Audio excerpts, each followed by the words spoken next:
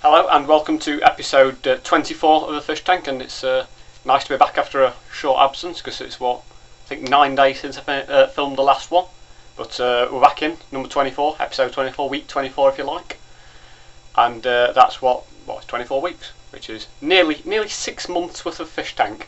Could you believe it? So yeah, and it's also, by the way, the first time I'm recording a Fish Tank on my own webcam. I actually went and bought one the other day. Went to Meadowhall Shopping Centre and bought one. Got one from Argos, and most of downstairs in Meadowhall is completely shut because of the flooding and stuff. I'll be honest, it doesn't really smell that nice, but there you go. So yeah, it's time to get cracking with the show, and it's time for Apology of the Week. And on last week's show, I inadvertently, because I'll be honest, I filmed last week's in a bit of a rush because I filmed the two together, I forgot to do the celebometer, so I'm sorry about that. I apologise. And my initial plan for the celebometer last week was to have Tom Jones come on the show. I was going to ask Tom Jones to appear on the show and sing I Bet You Look Good on the Dance Floor. So that would have been quite good. And if he wasn't available, I'd have asked the Sugar Babes to do it because they did a version. So, and what I was going to do to compensate this week was to actually give you a bit of a treat and play I Bet You Look Good on the Dance Floor on my guitar.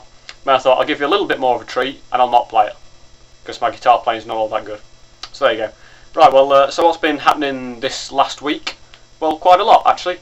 Wimbledon happened, the finals were at the weekend, Saturday and Sunday, and very enjoyable it was. I watched part of it. I love the speech that the winner gave afterwards, you know, where I'd just like to say thank you very much to all the people who've supported me throughout this. It's been very enjoyable playing here. I always like playing at Wimbledon. I'd just like to thank my mum and dad, and also my husband as well, because that was the winner of the ladies tournament. Obviously they're if you win the ladies tournament, they are a little bit masculine, let's face it.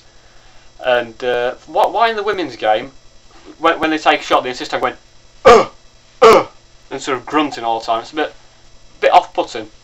Indeed, actually, the commentator, well, I'm sure I heard the commentator say at one point he was getting a little bit aroused by all the grunting and stuff like that. So, there you go.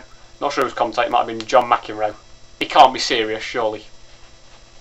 And also, I learned something quite new about Wimbledon the other day. You know, because it's got grass courts there. During the Second World War, apparently the courts were actually dug up, and they had crops planted in it to help with the old. You know, we had a Dig for Victory campaign where they were trying to do homegrown crops instead of because couldn't import them from overseas due to there being a big war on and stuff.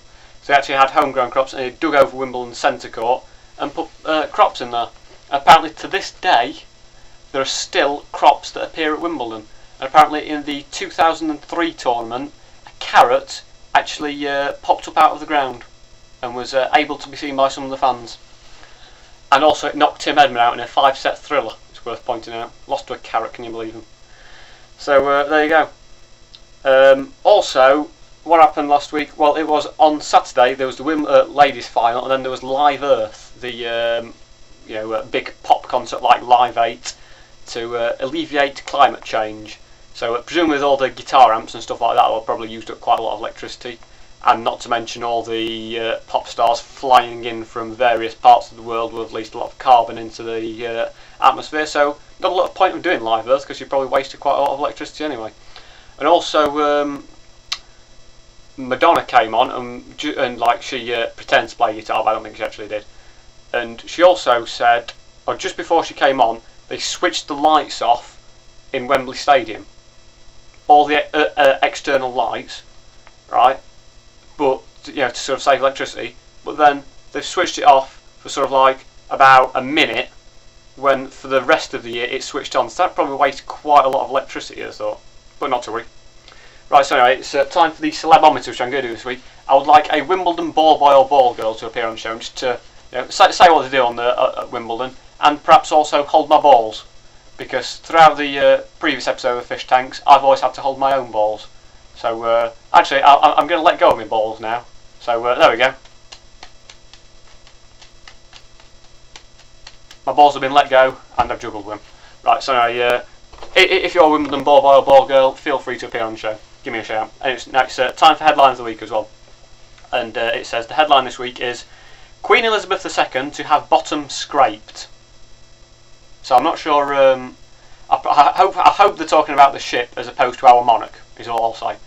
Because I know the Queen's got quite a lot of members of staff, but I don't think she's got an official bottom scraper.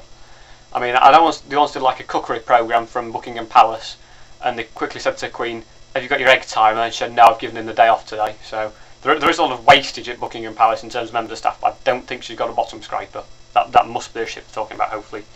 And this week's quote comes from Martin Blundell, I think, the racing Formula 1 racing commentator, and he says, "Lewis Hamilton is a great driver, both in and out of the car."